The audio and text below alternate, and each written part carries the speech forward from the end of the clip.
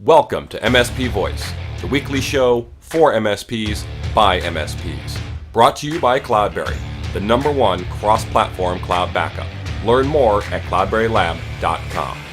This is MSP Voice. Hello and welcome to MSP Voice. This is episode number 49.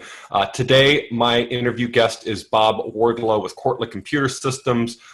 Great guy, ton of experience. He started back in the early 80s selling some dedicated word processors for $12,000 each. Transitioned that over time into opening up his own business, transitioning into the MSP space. So really some good info and insights and even history from Bob in this week's interview. So looking forward to that.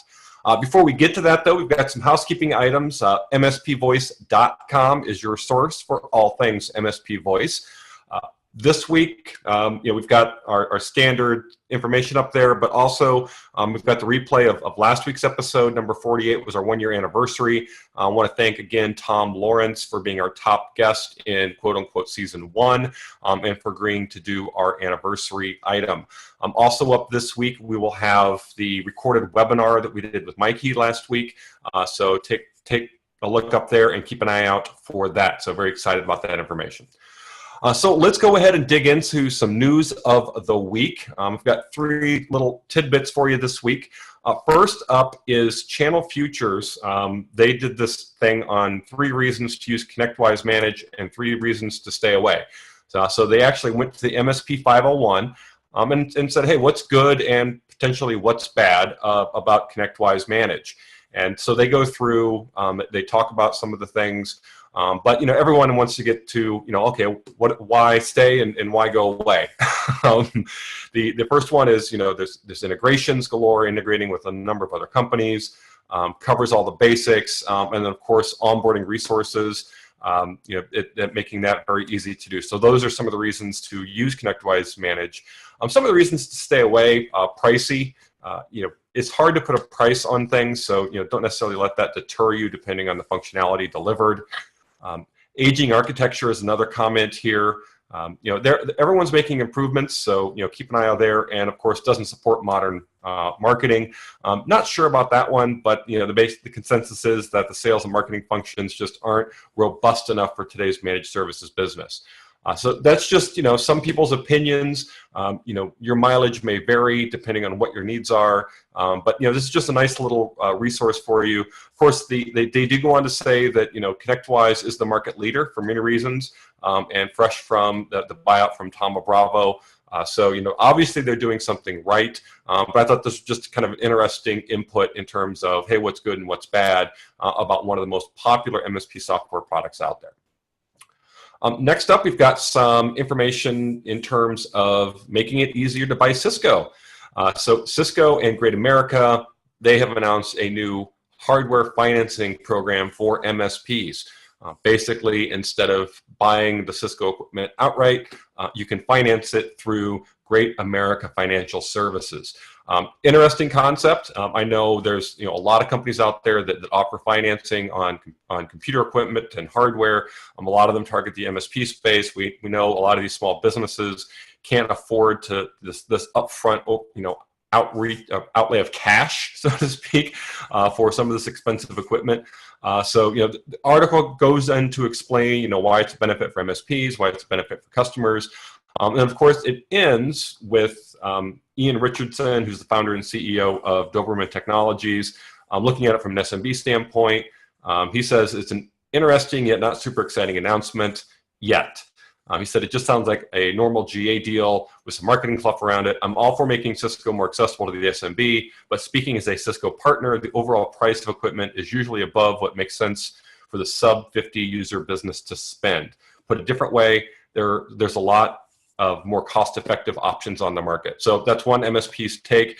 I don't know. Let us know in the comments if you're excited about being able to now have some financing options for Cisco equipment to see if that's going to kind of push you over to start recommending Cisco more than maybe what you're currently recommending.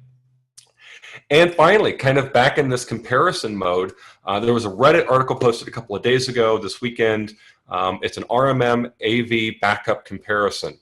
So there's 3 different spreadsheets. They're all in Google Docs that try to go through and create a matrix against a lot of the software that supports the MSP market, as well as the features and functionalities that each one of those provides.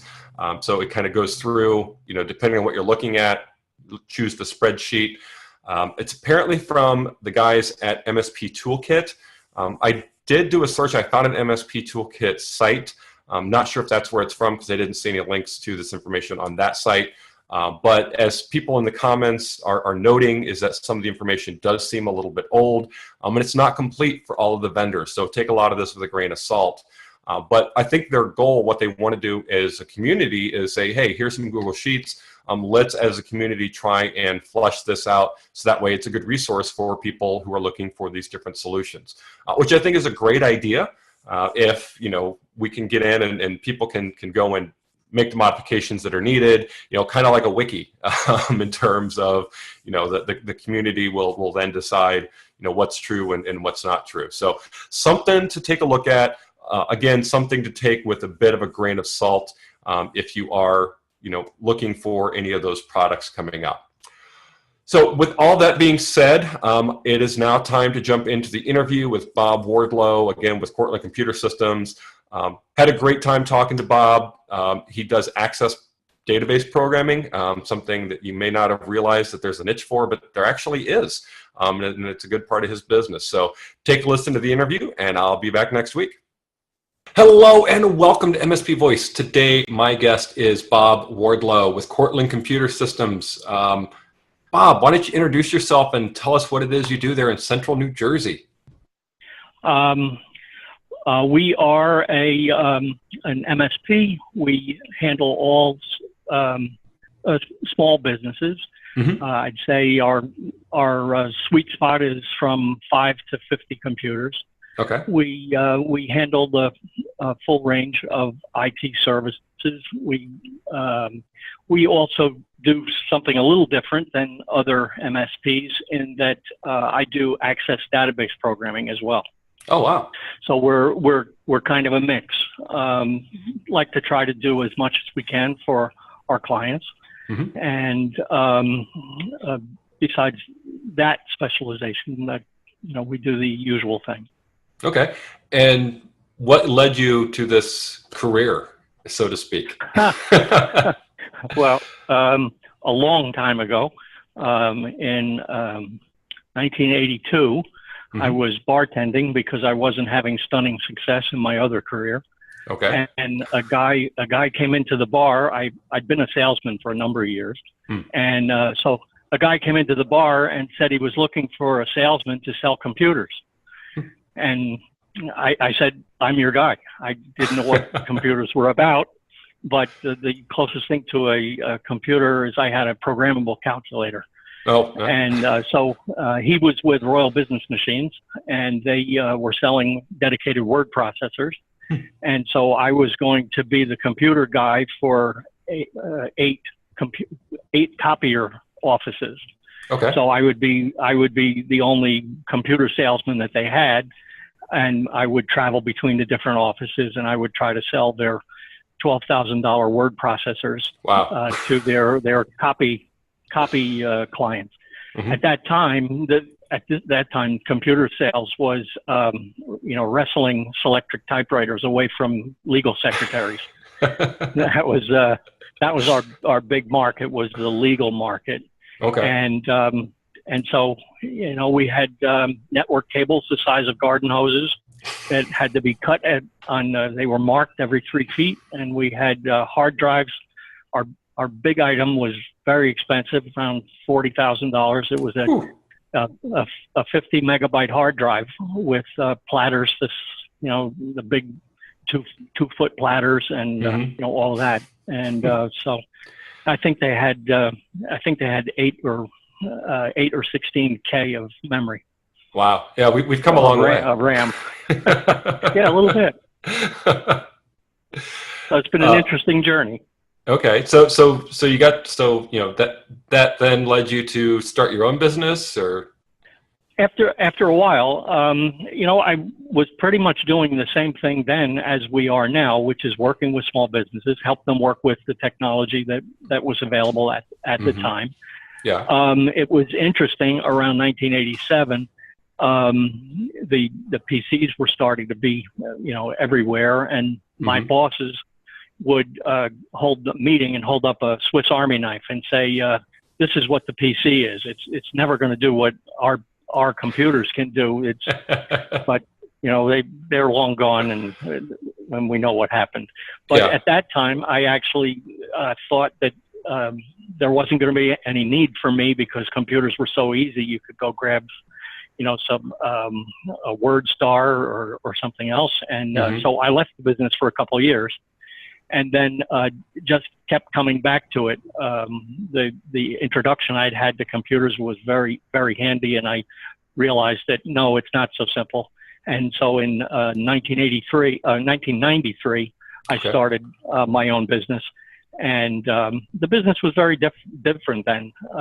We were doing computer repair, not you know, changing IRQs on boards and boards in and out. And you know, actually early on, you used to repair keyboards and you know, other small peripherals like that. Now, obviously, they're all throwaway. Yeah, yeah. It used to be, you know, repair used to mean a lot more when, you know, you were spending, you know, a couple $100 for a keyboard, or even a couple $1,000, you know, because. And there was maintenance involved, so we would go maintain all that stuff. Yep. Yeah, and like you said, now it's kind of throwaway. You know, you got a problem with the keyboard, you know, just get a new one for $20. Right. Yep. So, you know, like I said, I saw on your website you've been in business for 93. So, you know, I'm you know, like, and you said you know, there's been a lot of changes in this industry, you know, over those however many years that is.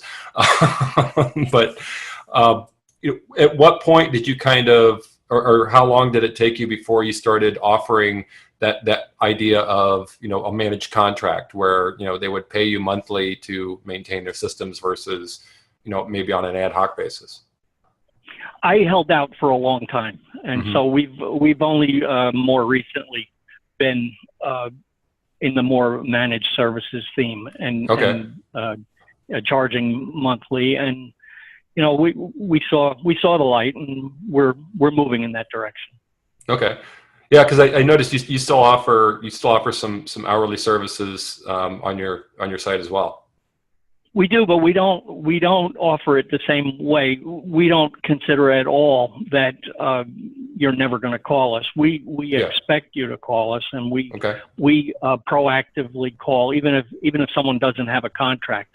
We still treat them like a managed services client, and so they've got all the same services from us. You know, managed backup and managed antivirus and RMM, and so it's very, very similar. We're just formalizing it more. Okay, it makes sense. And you mentioned small businesses. You know, are there any particular verticals that you have specialized in, or one you do more than others, or anything like that? Yes, back in when I first started in '82, and then more in '93, I had a tie-in with the State Bar Association and one of the county bar associations, and we did a lot of work for the bar associations, and so we got to meet a lot of law firms and lawyers. Okay. And so we do have a large number of law firms, and I'm proud to tell you that a lot of the firms that we were dealing with in '93, 4, 5, and 6 are still clients today. That's great. Yeah, that's you know, that speaks to longevity and the fact that, you know, you're obviously doing good work for them. Otherwise, you know, they would let you go a long time ago. We keep trying. No, that's great. And then how big is your team now? There's 2 of us in the field, and I've got an office manager. Okay. And I've got a network of friends who work together with me. I don't know if other industries are like this, but I find that our industry, we're not very antagonistic towards our competitors. Yeah. I have 5 or 6 competitors in the area who are all friends, and we're quite close. We share a lot of ideas, and we all have to fight with the firehouse mentality, where give me 1, 2, 3 problems, but if 10 problems happen in the same time frame, we're all in trouble. Yeah. And so we keep in touch with them, and we cover for each other. Okay. No, that's great. I've mentioned it many times on the show that that's one of the great things I love about MSPs is the community and in the peer groups, things like ASCII and HTG and the others that really allow you to kind of pool your resources, bounce ideas off of each other, and it's a very welcoming group of MSPs that all work together. Yes, we are a member of ASCII, and okay. That's our favorite group, and I look forward to their annual meetings, and I look forward to other events that they hold, and my other peers are also part of ASCII. Okay, yeah, that's a group that we're involved in as well, and I've been to many of them. So that's how I was introduced to Cloudberry. Okay, yeah, I think we may have met last year at the New Jersey one. Oh, maybe. Yeah, and I'll definitely be there again this year. So. Well, look forward to seeing you. Yeah. So speaking about just kind of going back to business a little bit, how do you mostly depend on referrals for new business? Do you guys do any advertising? What's your method for maintaining customers and getting new ones?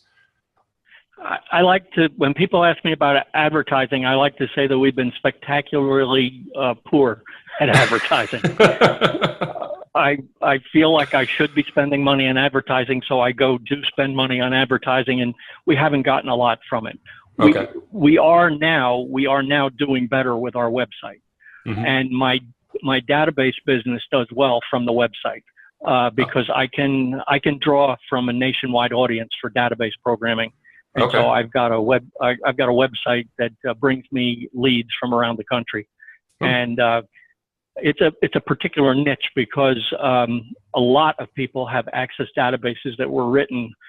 I'd even say decades ago that they still use, and their original programmer moved on in one way or another, and they need somebody to help them fix it.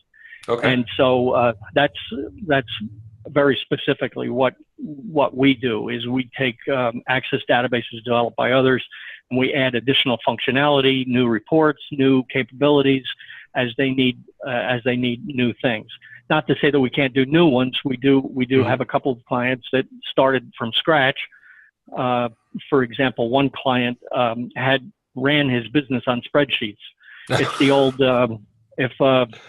if a guy owns a hammer, everything looks like a nail. Yep. Well, this guy was very comfortable with spreadsheets, and so everything was a spreadsheet. And he got to the point where he realized he had to have a way to tie the spreadsheets together.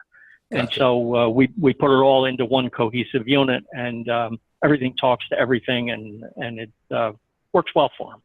Okay, yeah, I wanted to ask you about you kind of segued into that the access database programming because that's not something that a lot of people do these days. So you said it might be lucrative for you, and to be able to do that, and it's probably something you can do remotely. You don't have to be able to do that. Is that correct? Yes. I just lost you there for a minute. I'm sorry. It is. It goes all the way back to my beginning in the business, because when I first started with the dedicated word processors, my angle to sell word processors was to find out what the business needed, and then I would write a custom program in the scripting language of the word processor, and I used that if you buy the machine from me, I'm going to give you this free program that I wrote for you. Oh, cool. And so that's how I started. And then after I learned the different scripting languages for the companies that I worked for, I transitioned into Paradox for DOS, and then Paradox for Windows, and then Access. Okay, wow. Yeah, and there's still plenty of access databases out there that need maintenance and need someone to fix the problems. So there are. Yeah. Now, have you looked into helping them migrate off of that into another platform or anything like that, or you just help them maintain what they got?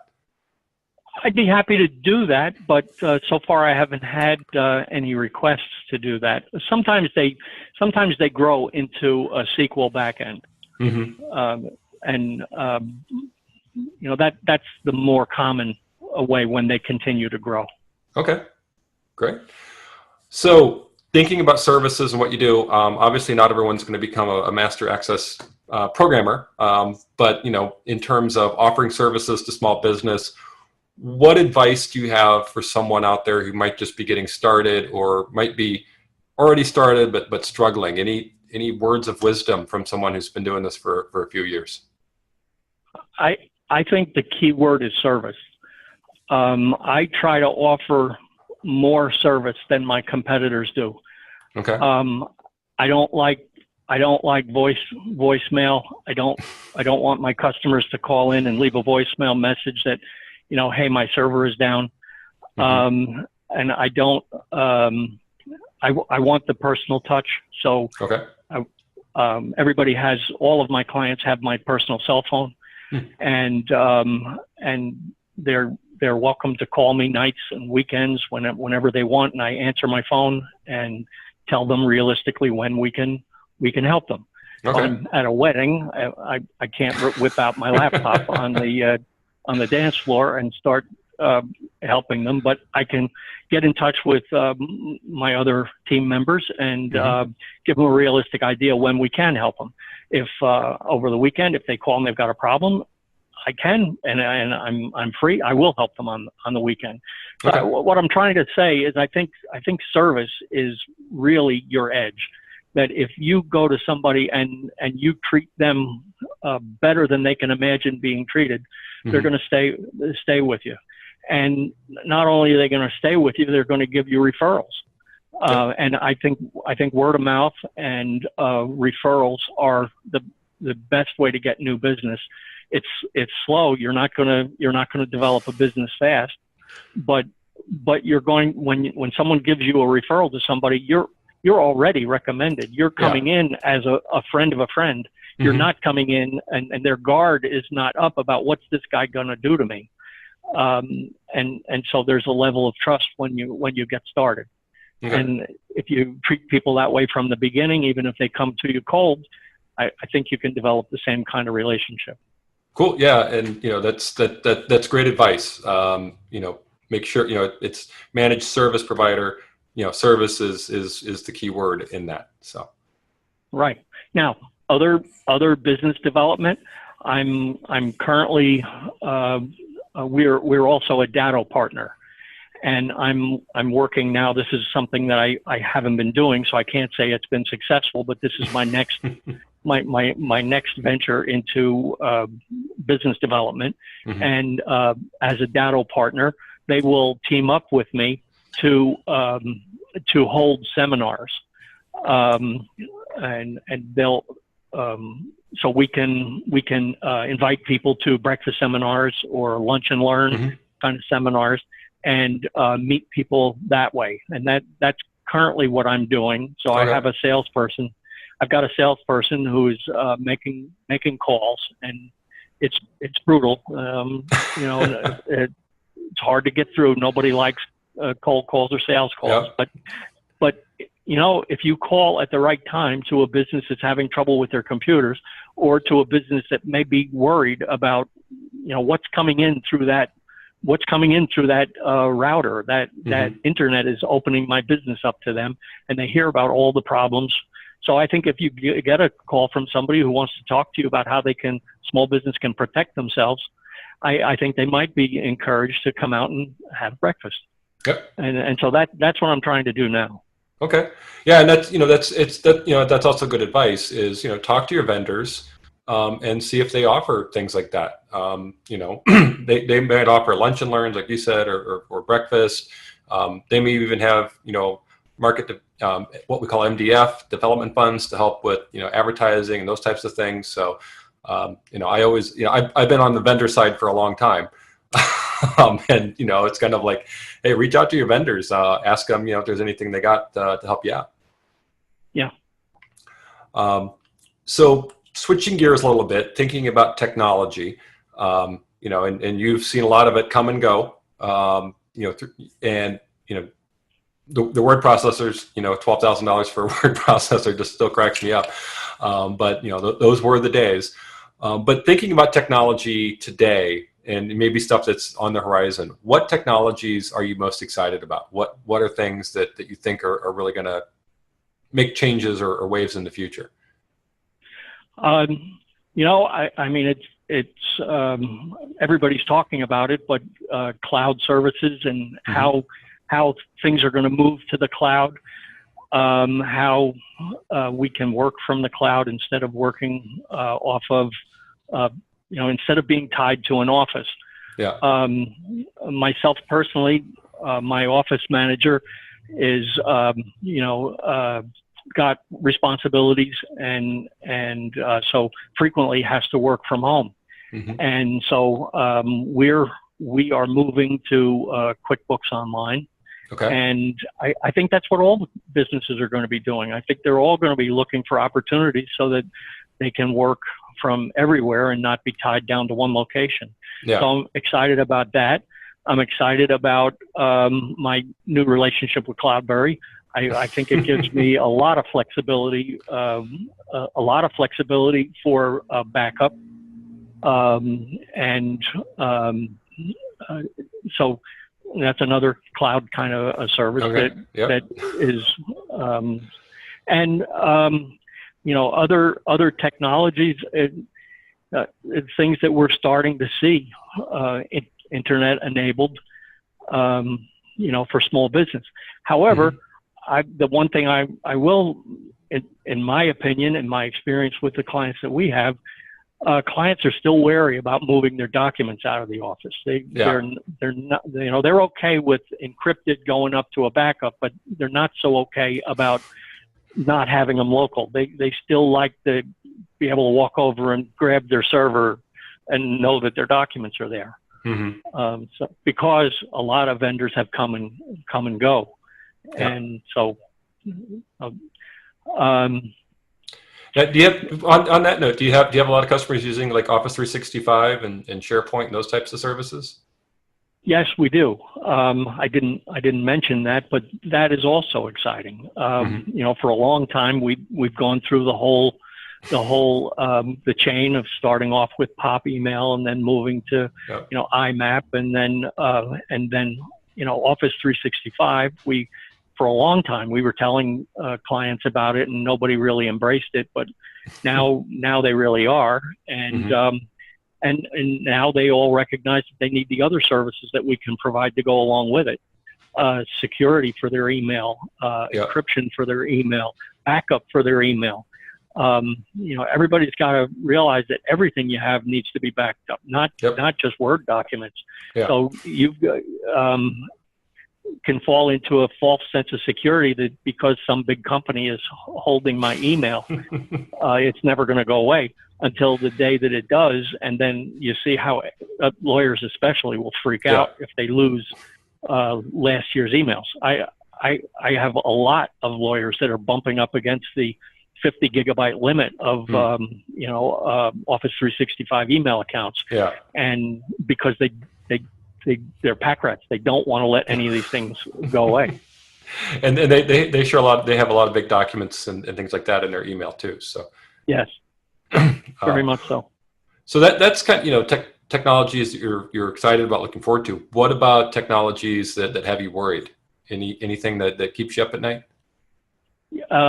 Yeah, I am particularly worried about this news story I heard about people gaining access or targeting MSPs to get into their remote systems to access all their clients.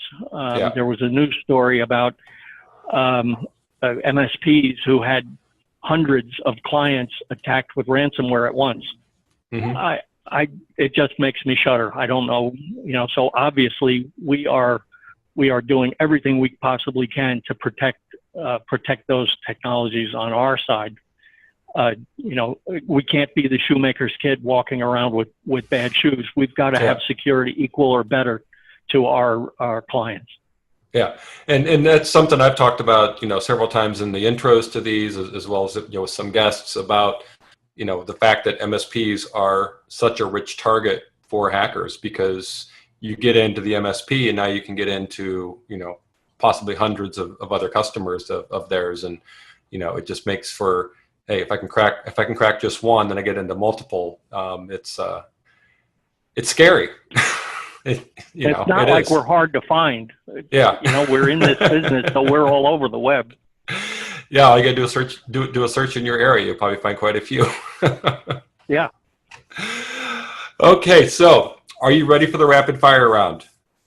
Sure. Okay, so if you've listened before, you know the drill. So just give me your quick answer, and we'll. You ready? Here we go. Ready. All right. Apple or Android? Android. Okay. Mac, Linux, or Windows? Windows. Amazon, Azure, or something else? Something else. Okay. Local backups, cloud, or both? Both. Okay. Should you always virtualize? Yes or no? Servers, yes. Okay. And then finally, by that I mean having the ability for a virtualized server after a disaster. I don't know if that was what you were asking. well, just in general, do you, when you go out to a customer, if they're still running physical servers, do you push them to virtualize? No, we stay with physical servers, but virtual backups. Okay. And finally, which is worse, printer support or vendor cold calls? Printer support. Okay. Sarah, that was painless. I wasn't sure because you mentioned vendor calls earlier, so I wasn't sure which way you were going to go with that one. I still like to learn about vendors, but I don't need the same vendor to call me 3 times a week. Yeah, no, I can understand that. Some of it it's overkill sometimes. Well, great, Bob. It's been great having you. Before we go, any other tips or advice you have for our listeners before we go? I just encourage them to meet with vendors on a regular basis. For quite a while, I wasn't doing that, and I think it's really important, at least every year, maybe more, to go to some forum, whether it's a CRN, whether it's ASCII, whether it's other group like that, but to get into a show where you can go vendor to vendor and talk to a lot of people all at once. Yeah, that's great advice. And learn the new technologies, learn what's new coming out. Everything is changing so fast. If you keep your head, your head in billable hours, you're gonna get stuck. Yes. So, and as a vendor who attends a lot of those shows, I appreciate that. So, great, Bob. It has been great having you. Thank you for. I enjoyed it. Yeah, thank you for all your wisdom, your experience. Like I said, I know you've been doing this for a while. I'm looking forward to seeing you in New Jersey here in a couple months or weeks or whatever it is. Likewise. All right. Well, Bob, thanks, and have a great rest of the week. You too. Thank you.